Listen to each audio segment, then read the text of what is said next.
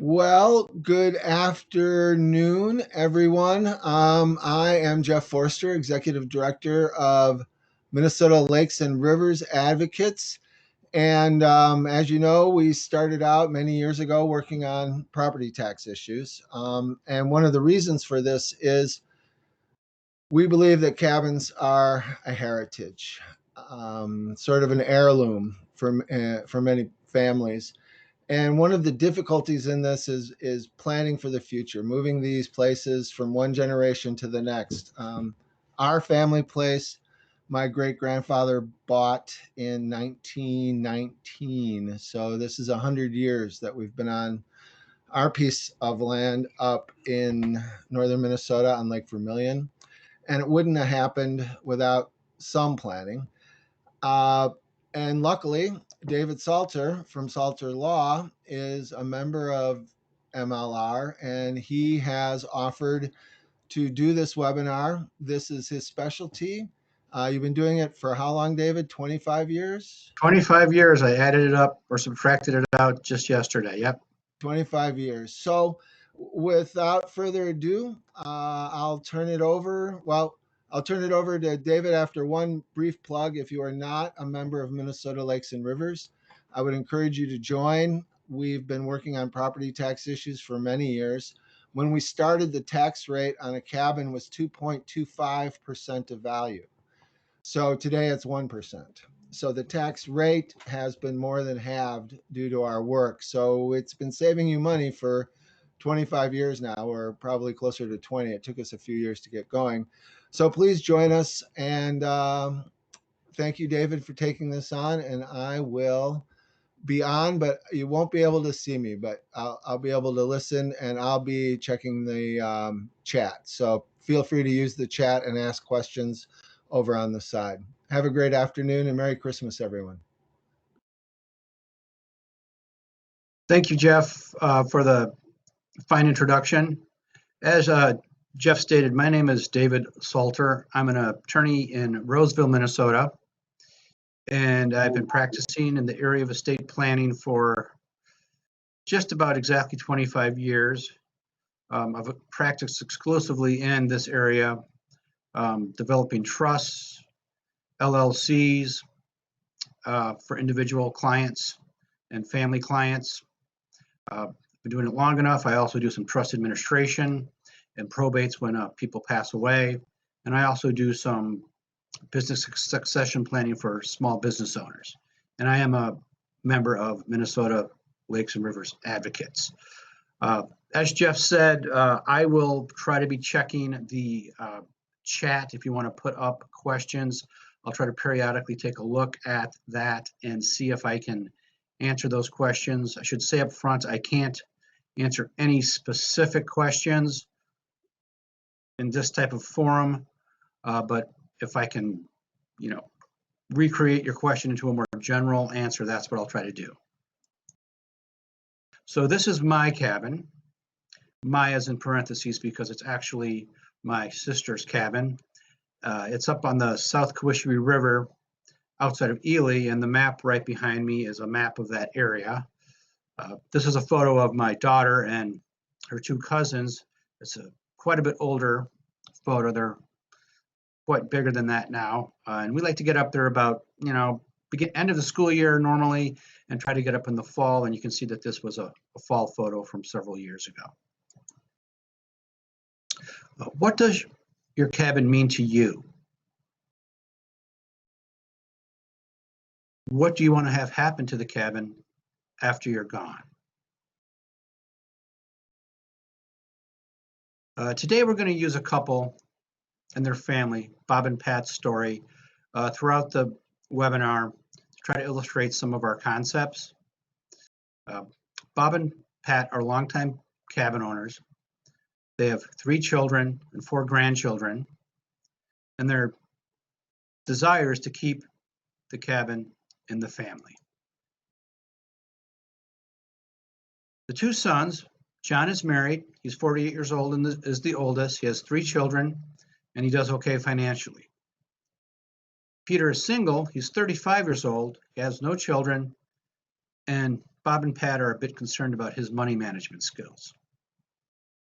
Susan is 40 years old, has one child, and Bob and Pat are concerned about Susan's marriage. Well, which is always the case. The children spent summers at the cabin growing up, many fond memories, and currently they all have the desire to keep the family in the cabin and keep it going as their recreational property. Currently, the children go to the cabin as time permits, but they're adults now and they're busy, so obviously they're not going up as often as they used to. Time goes by, and Bob and Pat have both passed away. The first scenario we're going to look at this afternoon is the scenario of Bob and Pat both being deceased and John, Peter, and Susan inheriting the cabin in equal shares. This type of ownership is known as tenant in common ownership. This means that Peter owns 100% of 1/3 of the cabin, John owns 100% of 1/3 of the cabin, and Susan owns 100% of 1/3 of the cabin. Again, this is known as tenants in common. Each of them has an equal right to use the property. Now, and they have the responsibility for equal expense payments for the upkeep of the property. Now, let's just change our example a bit and say that they don't own these 100% interests equally. Let's say Peter owns 10%, John owns 45%, and Susan owns 45%. Peter is only responsible to pay for 10% of the expenses. However, he has the same common rights use as his two siblings. He can use it as much as he desires.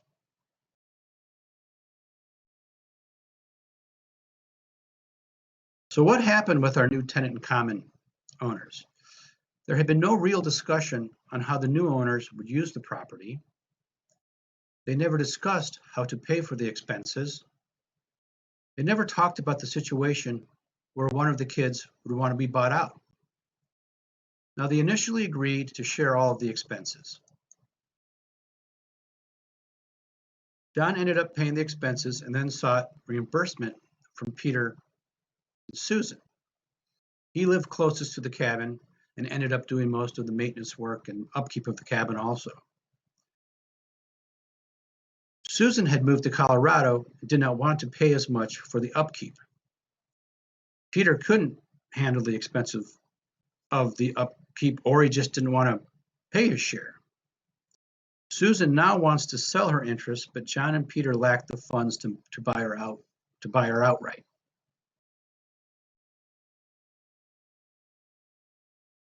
So without things worked out in advance, the kids couldn't come up with an agreement on how to pay the expenses and maintenance, use of the cabin and when, and buyout terms between the three of them.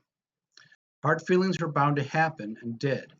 The relationship between the kids became strained, and this was the last thing that Bob and Pat would have wanted.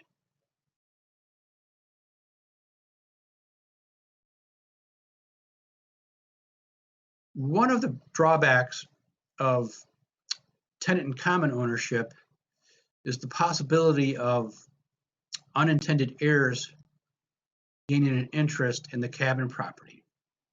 So in this example, we're going to look at that after Bob and Pat passed away, their son John died unexpectedly a few years later. His wife Jane inherited his 1/3 tenant in common interest. So now John's wife Jane owns John's 100% 1/3 interest. Next, Jane got remarried and placed her new husband Ted on as a joint tenant on that 1/3 interest. Since she owned 100% interest in that 1/3, she was able to do that without consulting with Peter or Susan. So even though Peter and Susan had never met Ted and disliked Jane, they now share the same common rights to use the cabin as they do, meaning Ted and Jane can go to the cabin 100% of the time if they want to.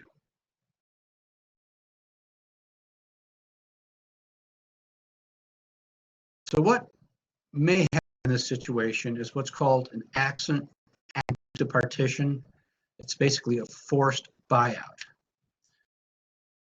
So instead of the property, it's more likely that Jane and Ted will force Peter and Susan to buy them out at top dollar. And if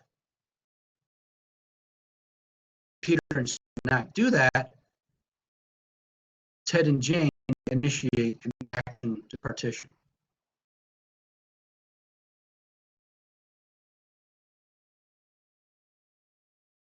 So normally an action to partition will take place here when the owners have more divergent interests, as in our example here.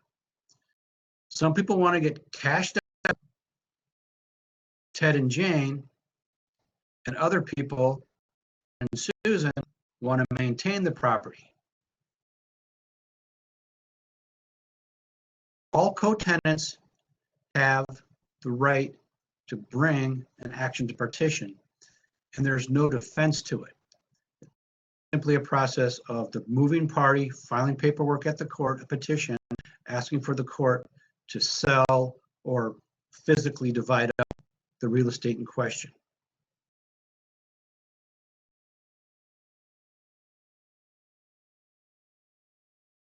It's a court process, so there's attorney fees involved, appraiser's fees involved, and the expenses are not paid by the moving party, the petitioner. They're usually paid after the fact out of the proceeds. So in effect, the person that wanted to have the property sold and the people that didn't want to have the property sold are splitting those expenses.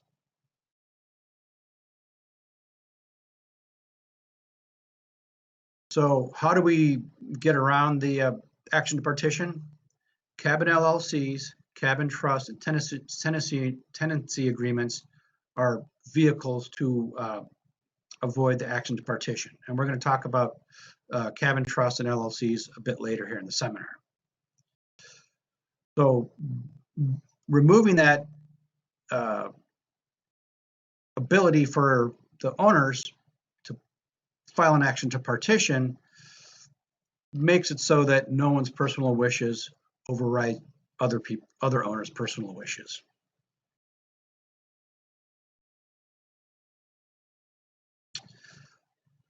There's a second drawback to the tenant in common type of ownership.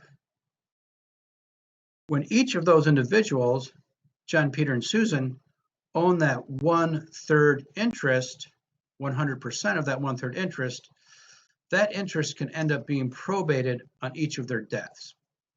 So what is probate? We're not going to go into a great detail on the probate process here, but generally, when an individual has real estate or other property stuck in their own name when they pass away, so let's say John passes away, he owns that 1/3, 100%, fee simple in his name alone, that will have to be probated to get it down to Jane. Most probates in Minnesota are done informally and unsupervised, meaning that there's not a long drawn out court process. However, the probate needs to be open for 4 months for creditors to come out. The records are public. Other people can go down to the courthouse and review them. And it is sort of you can sort of feel that you're losing control of the estate settlement process. Then of course, there are court costs and attorney fees involved in the probate process too.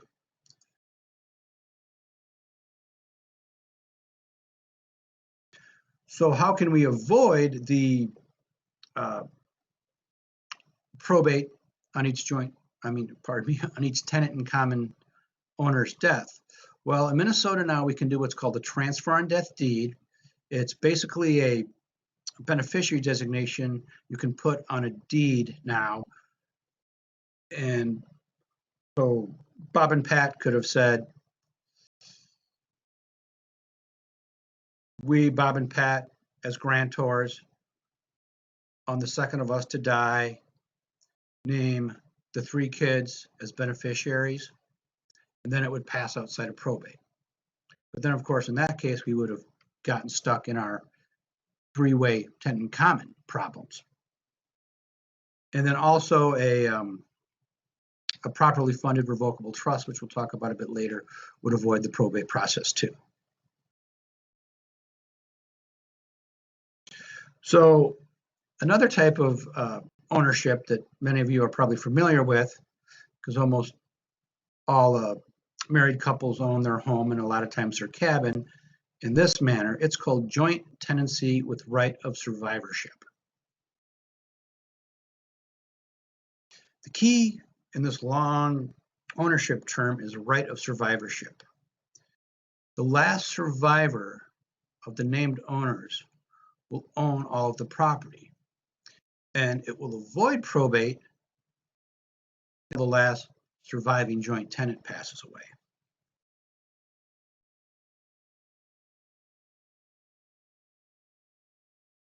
So what are some of the problems with owning the cabin as joint tenants with right of survivorship?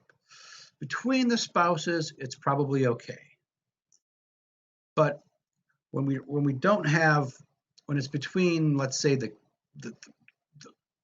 Bob and Pat and the kids all together, there's no control in terms of their own estate plans, because the joint tenancy type of ownership will trump the terms of a will or the terms of a living trust. So if you want to really control who's getting the cabin after you're gone, joint tenancy is not really a great way to own the cabin. Another problem with joint tenancy type of ownership is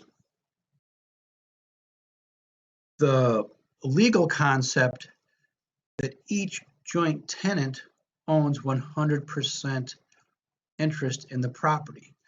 This is the flip side of the previous type of ownership we discussed, tenant in common. In our tenant in common property, each of the kids owned a 100% of a third. If the 3 kids of Bob and Pat had ownership as joint tenants, all 3 of those kids are viewed under the law as owning 100% of that property. What's the problem with that? Well, the life problems of the other joint tenants can quickly become the problems of the other joint tenants. It would include divorces, lawsuits, creditors, bankruptcy.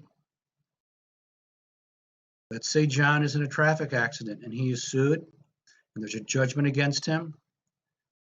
That judgment can go after the 100% of the cabin, not just his 1/3, because he doesn't really, under the eyes of the law and the type of ownership, he doesn't own 1/3, he owns 100%.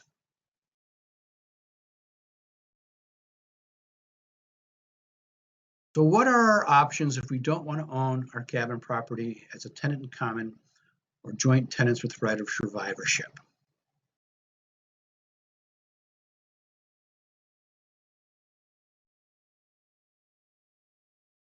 Some solutions are tenancy agreements, cabin trusts, or limited liability companies.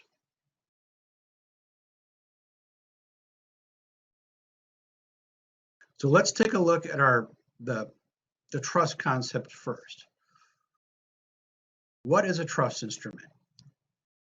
It's a private entity that doesn't have to file with the Secretary of State, as opposed to an LLC type of entity, which does have to file paperwork with the LLC to initiate the limited liability company, and also has a responsibility to file an annual form with the Secretary of State. It's a common form of ownership now. A lot of you out there listening this afternoon probably already have revocable living trusts, which are hopefully totally funded. We'll talk about that concept of funding a bit later. If our revocable living trust is properly funded, it's going to avoid probate on the owners and the beneficiaries' deaths. And it's a good place to put in terms to control the distribution of the cabin and also other property.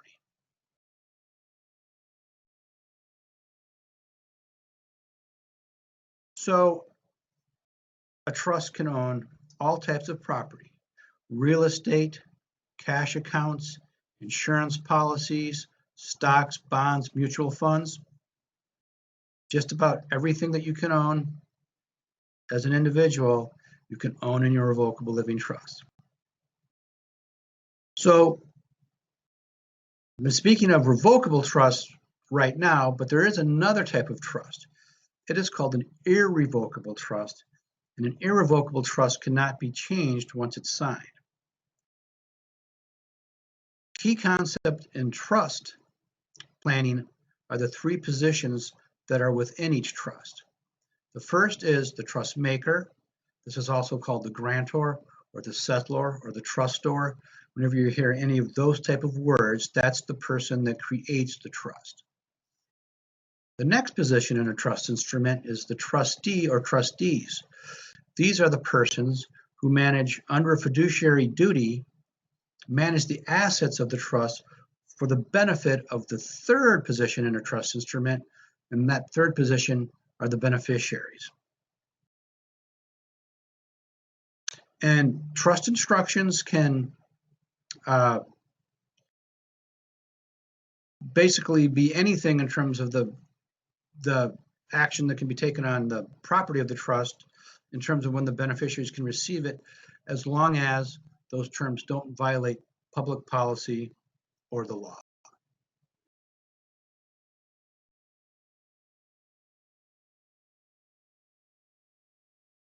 So when we're dealing with cabin trusts, what type of cabin trusts are there? Well, a common way the clients of mine handle the cabin trust is if they have an existing revocable living trust, we'll do what's called an amended and restated living trust, and we will insert the cabin trust terms into that amended and restating living trust document. When you amend and restate a living trust, you are not creating a whole new document. The date has the same, the trust has the same date, the same name, and normally the same trustees.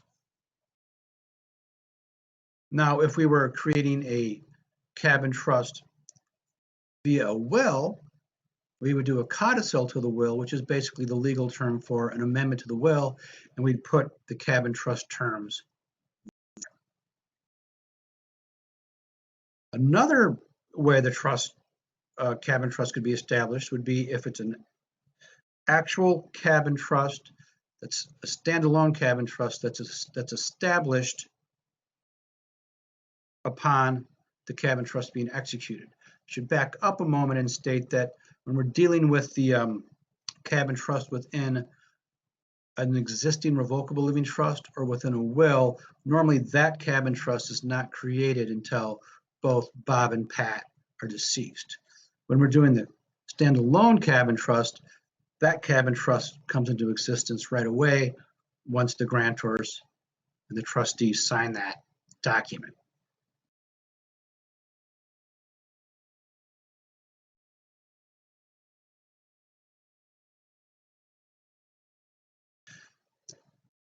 If we're going about the cabin trust planning via a testamentary trust, that's the term testamentary for something that happens within your will, because your will is known as your testamentary instrument.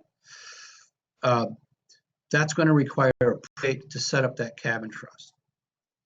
If we're dealing with the situation, we inserted the language into the existing revocable living trust, we're going to avoid that probate as long as the living trust is funded prior to the grantor's death. Let's get a quick definition here of what funding means. When we're dealing with trust instruments, when we use the term fund, what it really means is retitling, changing the ownership of assets to the name of the trust. So let's just take Bob and Pat as an example. If Bob and Pat established revocable living trusts that had cabin trust terms within them to kick into effect when they were both deceased, when they first established those living trusts while they were both alive, they executed a quitclaim deed from themselves as individual joint tenants, probably as grantors, over to themselves as co-trustees of one of their revocable living trusts as grantee. And that would be filed with the county, and then the record at the county would now show that their cabin was no longer owned by them individually, but by the revocable living trust. So that's the concept of funding. And another way that assets can be funded to a revocable trust are through beneficiary designations, so an insurance policy, an annuity, and then a payable on death designations, which is basically a beneficiary designation for a mutual fund or a bank account. It seems to me now that almost all accounts can be set up with payable on death designations.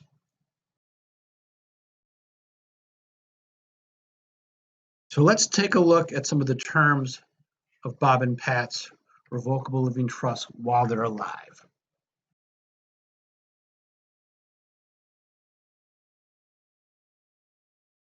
While Bob and Pat are alive and healthy, there are going to be the trust makers, the trustees, and the beneficiaries, as we spoke about previously. Since Bob and Pat occupy all three of those positions in the trust, that's what makes it a revocable living trust. They have total control of the property held in the trust. They can decide whether to sell, lease, mortgage, repair, keep the property as is. They can do whatever they want with it. They can amend and revoke the trust, and they can continue to maintain the cabin or other property exactly as they wish.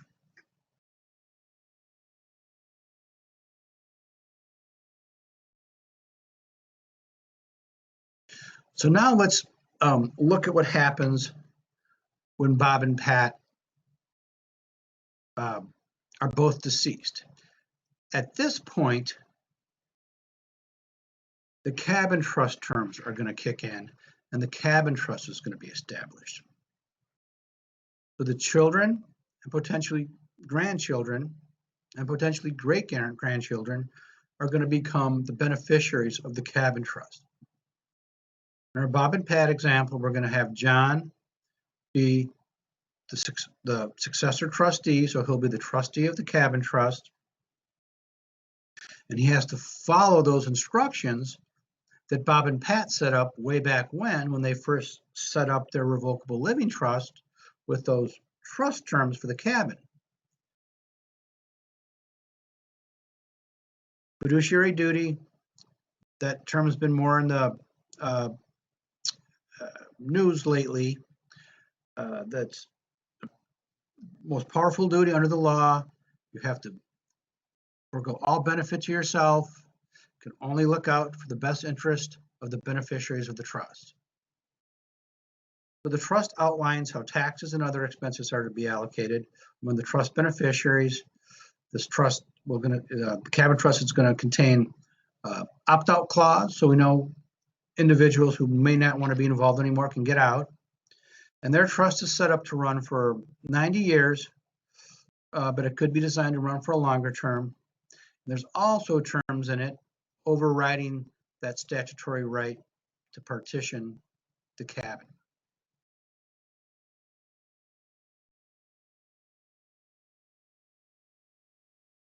So what are some other terms in Bob and Pat's cabin trust?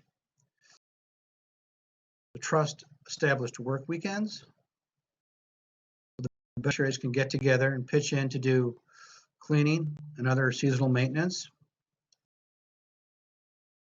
It's set up time for 2 family gatherings. The remaining weeks were allocated among the beneficiaries on a rotating basis. And this was the rotation switch, so everybody would have it on the 4th of July. It was one family unit wouldn't be getting the 4th of July or Labor Day or Memorial Day all the time.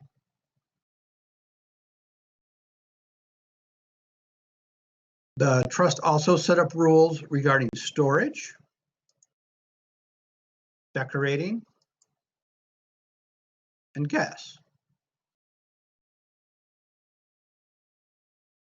Now, one of the situations that can arise that aren't as pleasant, but you sort of have to address it. What if a beneficiary does not pay their share of expenses? Well, in Bob and Pat's situation, the beneficiaries were given a certain period of time to make up an expense sharing shortfall. If they fell too far behind, the terms of the trust say they forfeit the use of the cabin. And eventually, with penalty interest, it becomes a lien on the defaulting beneficiary's interest.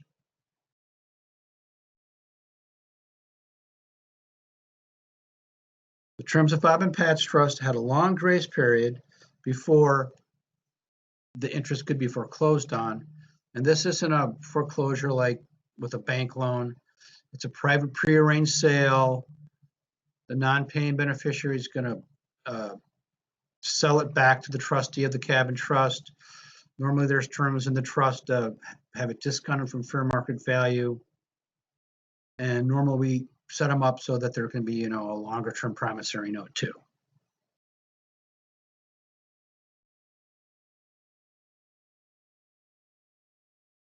So these provisions created an incentive for the beneficiaries to try hard to not go into default. But if that serious default did occur, it made it easier for the trustee to purchase the interest of the non-paying beneficiary. The cost of buying out the non-paying beneficiary was then to be assessed to the remaining beneficiaries. Therefore, this increased the time the remaining beneficiaries got to use the property, but on the other hand, it also increases the amount of the expenses that they have to pay.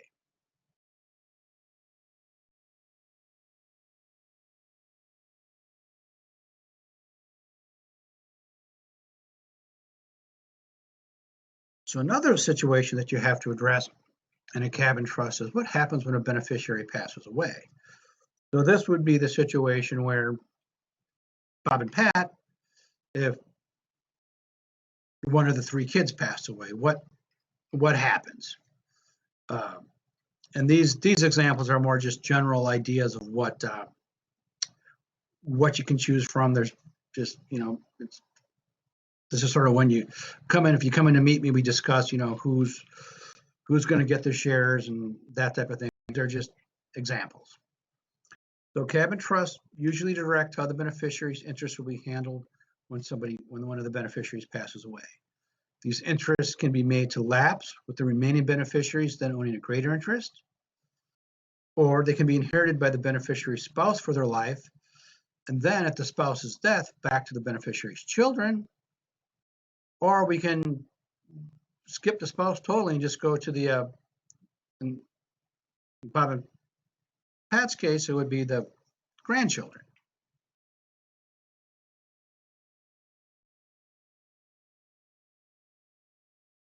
The trust or cabin LLC can be given the first option or right of first refusal to purchase the interest. A family unit can be given this option. And this is nice because it keeps it within the family. The way these trusts are normally written is that only family members can purchase it. They all have to, those individuals have to be offered the option to purchase it before any third party could come in and purchase.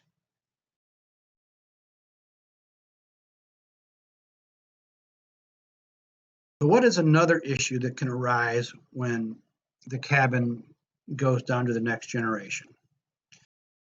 Oftentimes, as we saw in our Bob and Pat example, we had the one son that didn't have the financial ability to help pay the expenses. So one way to get around this is having the grantors, in our case Bob and Pat, they could have established a cabin trust endowment to help with cabin trust expenses after they're gone. So one way this can happen is the owners can direct funds directly from their revocable trust plan to be paid out to the cabin trust. So in a revocable trust plan, in the document that I use, it's Article 7, it's a spot for specific bequests.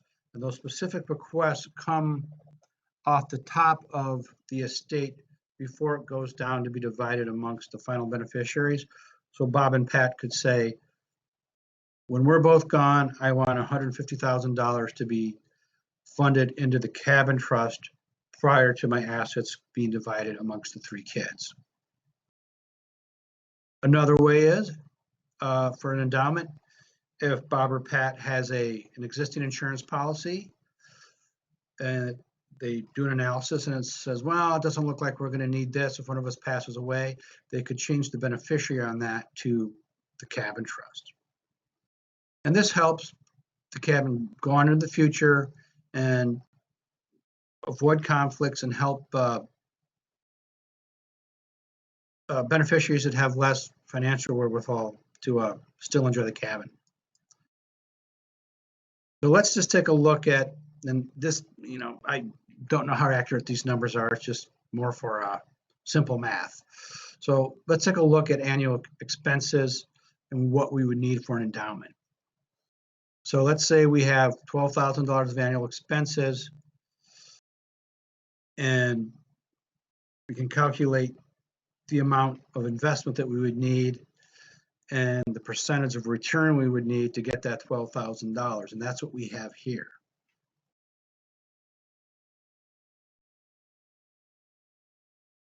Now, another way using insurance, and I should say I'm not an insurance agent, I never have been, but I do know a lot of good ones if this was an option that, if you came to see me, that you wanted to do, is using what's called second to die insurance to fund the endowment. Second to die insurance is a type of insurance where both Bob and Pat would be insured, and it doesn't pay out until the second of them dies. So using this type of insurance can reduce the effective cost of a cabin endowment. So let's just take a look at Bob and Pat. So if they're 60 years old and they have a $4,400 annual premium for $300,000 of insurance, and they pay for 20 years, that's going to be $88,000 paid to the insurance company. 88,000 is 29% of 300,000. So they've reduced the cost of creating their cabin trust endowment by 71% from 300,000 to 88,000. So that's just something you can look at when you're thinking about doing an endowment.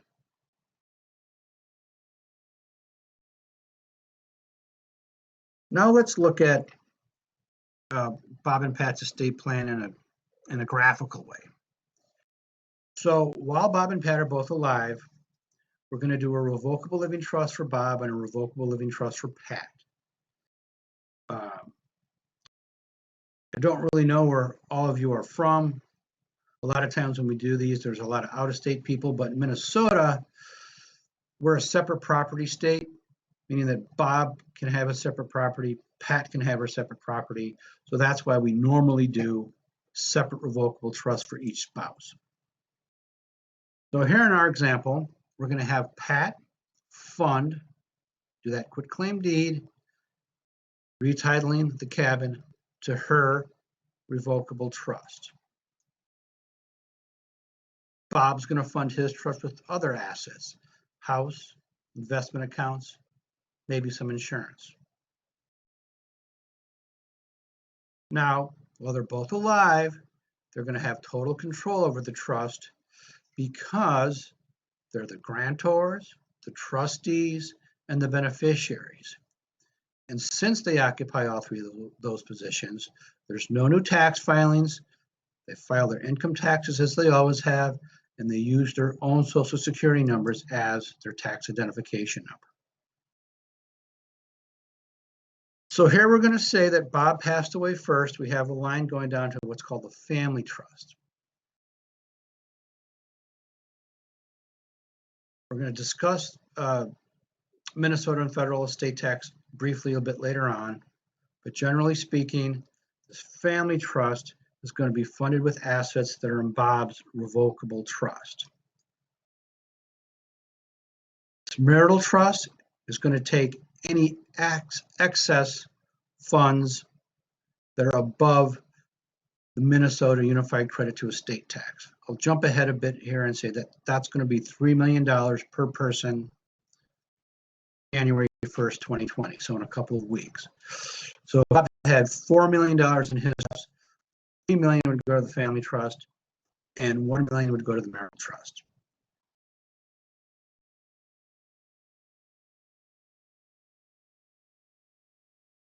Since we have our revocable trust completely funded, we're not paying any probate on Bob's death, and Pat and John are going to be the co-trustees of this trust.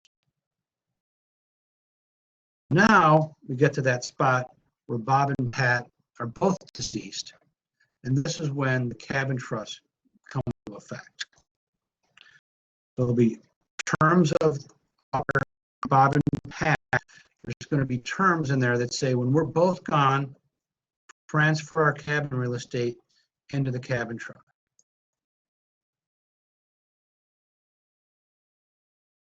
The other assets that are not going to the cabin trust are going to be divided equally between Susan, Peter, and John.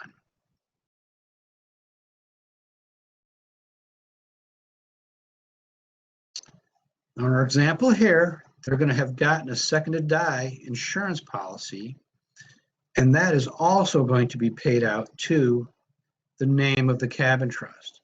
So we're going to have the cabin in the cabin trust, and whatever the death benefit proceeds of the second to die insurance policy are going to be in the cabin trust too.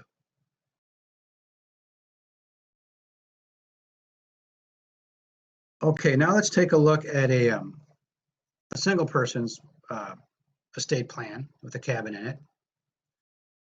This is the Mary Johnson Living Trust. It's going to be very similar to Bob and Pat.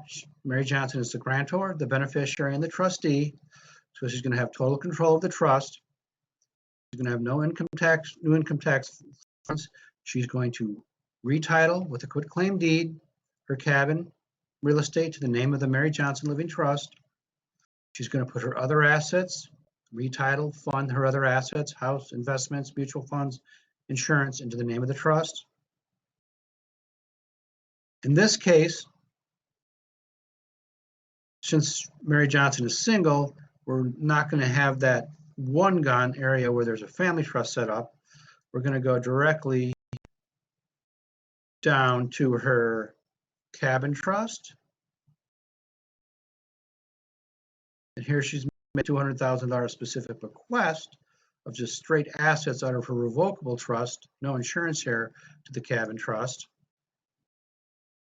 And then the remaining assets for Mary are going to go 45% to her son, 45% to her daughter, and then the 10% split equally amongst her grandchildren. Again, as long as we have all of her assets properly funded into the Mary Johnson Living Trust, we won't have any probate. So when we're discussing cabin trusts and cabin LLCs, when should we do one, when should we do the other? It's really a matter of sitting down with families and deciding which way they want to go. One of the key differences is the duration. LLCs can have a perpetual duration. The cabin trust generally are going to have a 90-year duration in Minnesota. There's what's called a rule against perpetuities in Minnesota that says you can't have a trust go on forever.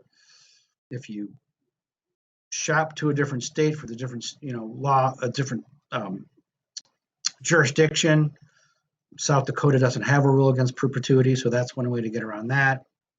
When we get to our slide, I think it's with Mary Johnson coming up,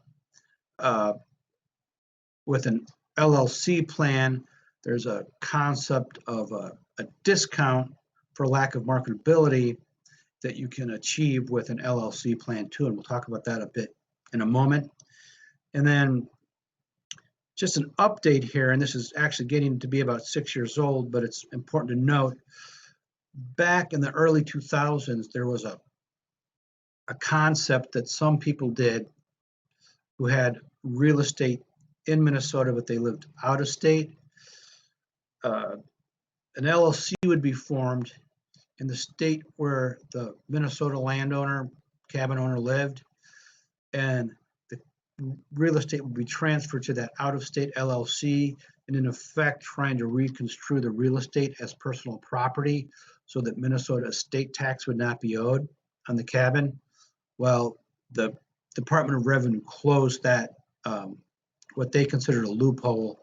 So if any of you out there did that, you should revisit that plan.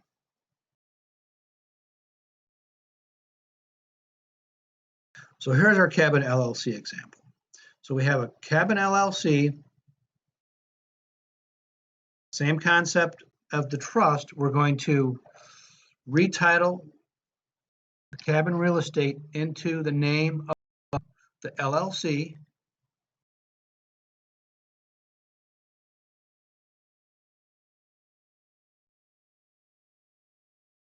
It's Mary Johnson again. So Mary's also going to have a revocable living trust as she did before.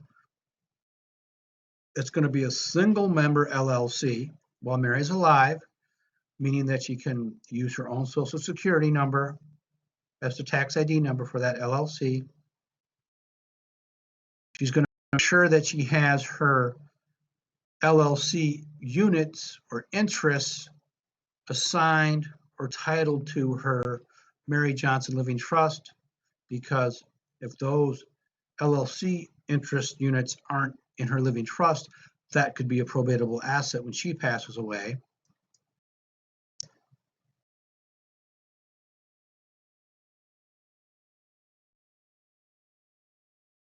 So what Mary is going to do, she's going to begin to gift annually some of her interest in the LLC to her kids and her grandchildren.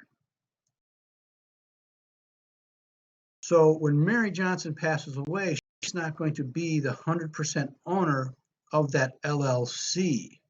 She's going to have other family members owning an interest in it.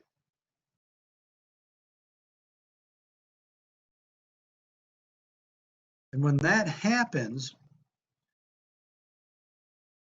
who's ever administering her estate can get that LLC appraised, and included in her estate's not going to be the value of the underlying cabin that's in the LLC. The interests are going to be valued, and since there's a lack of marketability due to those other individuals owning it, she'll get a valuation discount and not have to report the entire value of that cabin on her within her estate. So when Mary passes away, the remaining LLC units are going to be distributed to the beneficiaries along with their other assets. And another key here is that when we do the single member LLC for a client, obviously when they're gone and there's multiple new owners, alongside that single member, I'll usually draft what's called a springing operating agreement, so that when she passes away, this new agreement's going to spring into effect, and then the beneficiaries are going to, the kids and grandkids are going to need to sign that new springing operating LLC operating agreement, and that's what's going to control after Mary's gone. And at that point, the kids and grandkids are going to have to get a new tax ID number because it's no longer a single member LLC.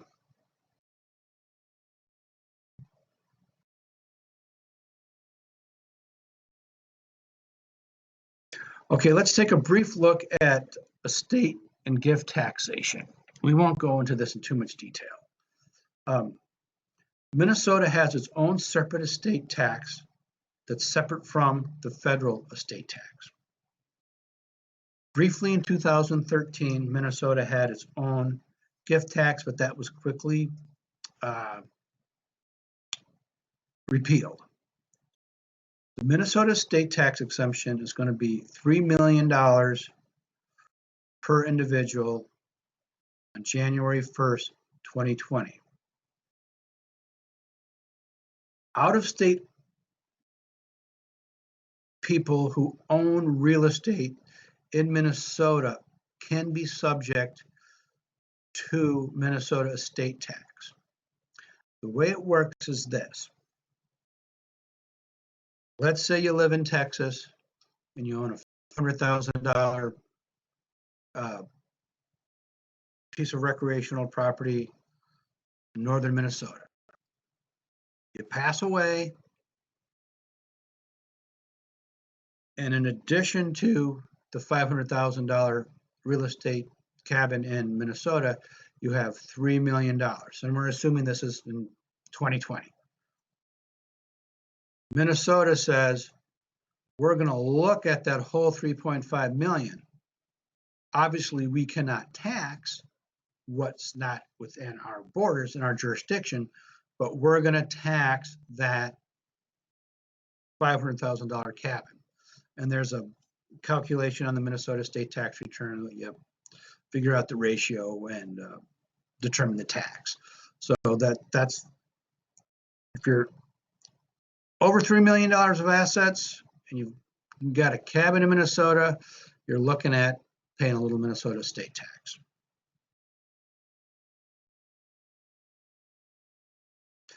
Deathbed transfers in Minnesota are no longer allowed, but 7 years ago they wrapped that up too.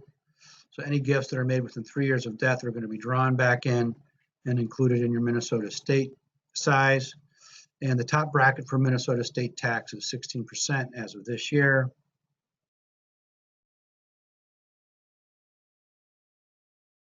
Okay, so let's look at federal estate tax. The federal exemptions, unified credits, are quite large now. Currently, for 2019, the federal amount that each individual can pass before paying any federal estate or gift tax is $11,400,000, and that's going up to $11.58 million in 2020. With that said, the law is written to sunset on December 31st, 2025. So on January 1st of 2026, unless these new tax laws are made permanent, the federal unified credit is going to go back down to about 5.5 million. So annual gifts can be made to any individual. Doesn't have to be a family member, of up to 15,000. Those are not going to be subject to any gift tax. In order to be a valid gift, it has to be with no strings attached. You can't gift money to an individual, let's say a child, and say, here's $300,000. If I ever go into the nursing home, use this money to take care of me. That's not technically a valid completed gift.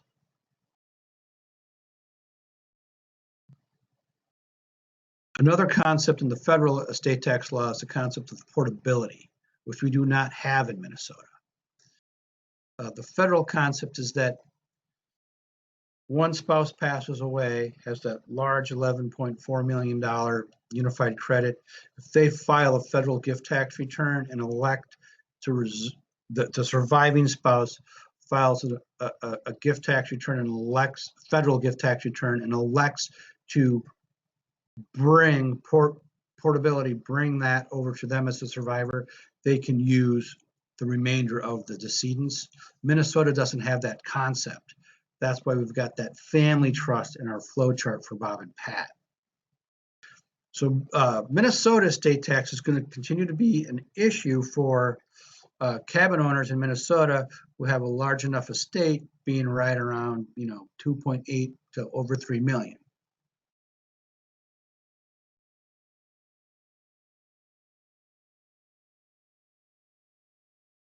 let's just take a quick look at a general number in terms of estate tax savings with that family trust type planning. We have a married couple, and let's say they had a $400,000 estate. One of the spouses died, and the entire $400,000 was in got transferred to just the surviving spouse's name. That surviving spouse has $4 million in their name. They pass away with our upcoming $3 million Minnesota Unified Credit. They're going to have $1 million subject to Minnesota state tax, and that'd be about $160,000. And if they had just done that basic Bob and Pat family trust planning, they would not have to pay that.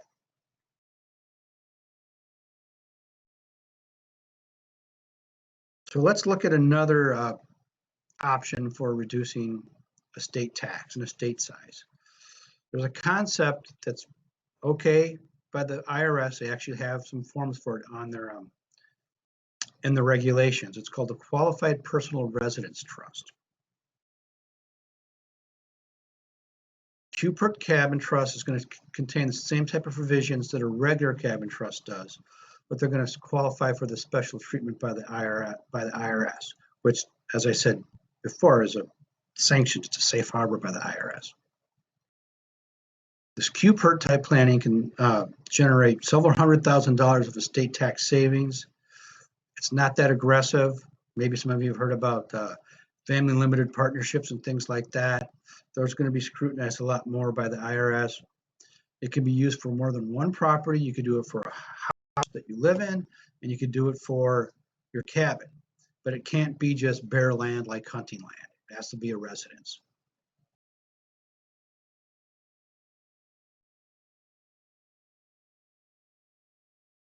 So a QPRT cabin trust is usually going to have a lengthy initial term of use, so 15 to 20 years. During that time, the owners continue to use the property like they always have. The owners, so let's just say Bob and Pat, are the trustees of the QPRT during the initial term. They can still sell the property out of the QPRT if they want.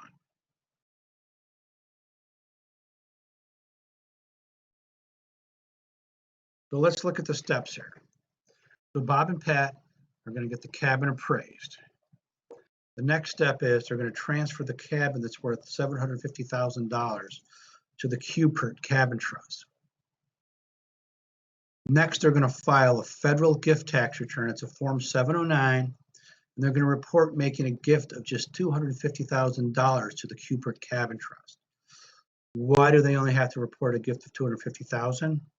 Well, they've retained the right to live there for 15 years, so that has a value too. So normally when you're filing a federal 709 gift tax return, and it would be the case for Bob and Pat, they're not writing a check out for whatever gift tax they have to pay. The federal government, the IRS, is going to keep track and say, oh, Bob and Pat used up a little bit of their $11.5 million unified credit to federal gift tax.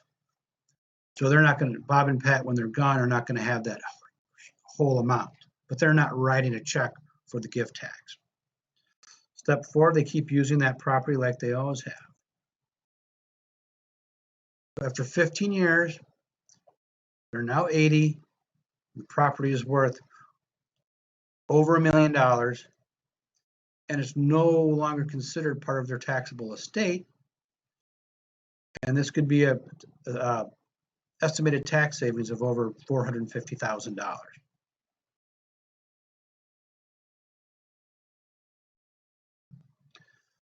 And let me just see if I didn't see where the questions were popping up. Let me just see if I can.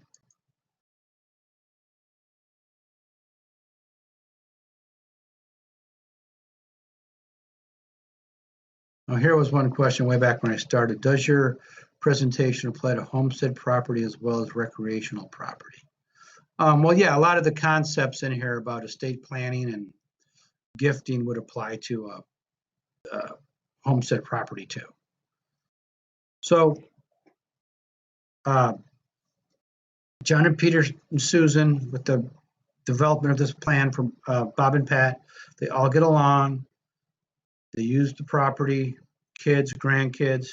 They meet every year to work with the on the cabin, get the dock in, get the dock out.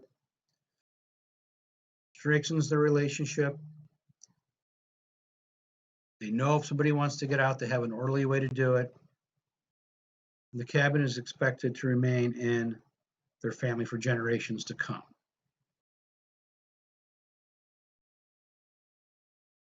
Quick little notice. We can't, as I said at the beginning, can't answer specific questions, general information. So I want to thank you all for listening and logging on today. Thank Jeff, and Judy, and all the members here that are, most of you are members of Minnesota Lakes and Rivers. Thanks for listening. And if you're interested in coming in for a free consultation to talk about your own situation, we can do it. If you're in the metro here, you can come to my office. I'm in Roseville, right on Hamlin Avenue North and Highway 36. You can come to my office, or we can do a web meeting like this. So give me a call at 651-641-0001, or you can email me at david@salterlawllc.com. And we'll leave that up there for a little while so you can see it. And I'm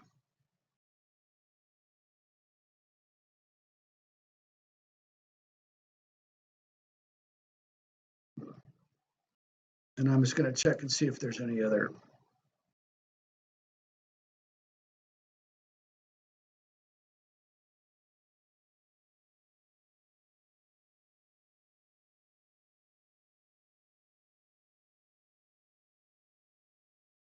Oh, thank you.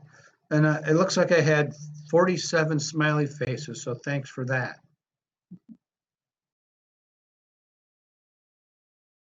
And I'll just leave this up till I see people trickling off the attendee list.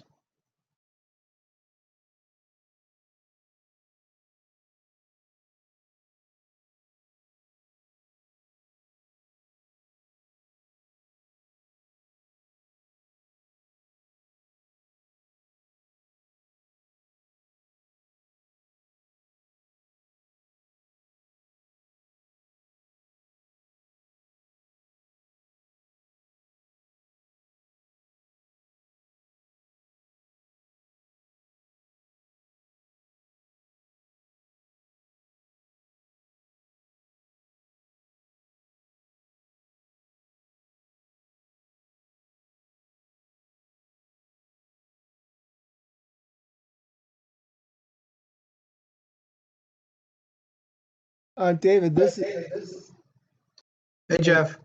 Curtis Hunt is sending through a message somehow. I'm seeing it pop up on my screen, but it's not showing in my. Who is? Curtis Hunt. I don't see it anywhere. Yeah. Curtis, if you can hear me, try again with your questions using your chat button.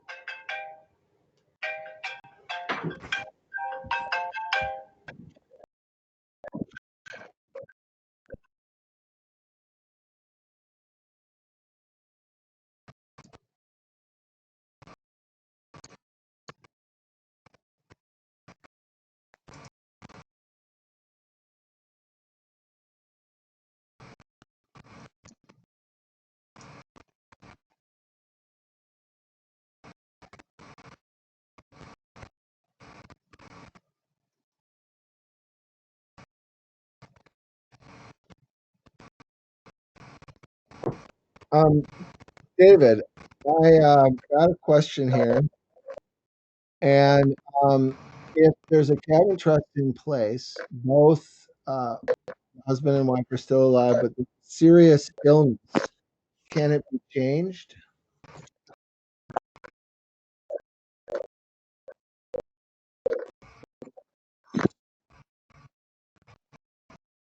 Did you hear me, David? You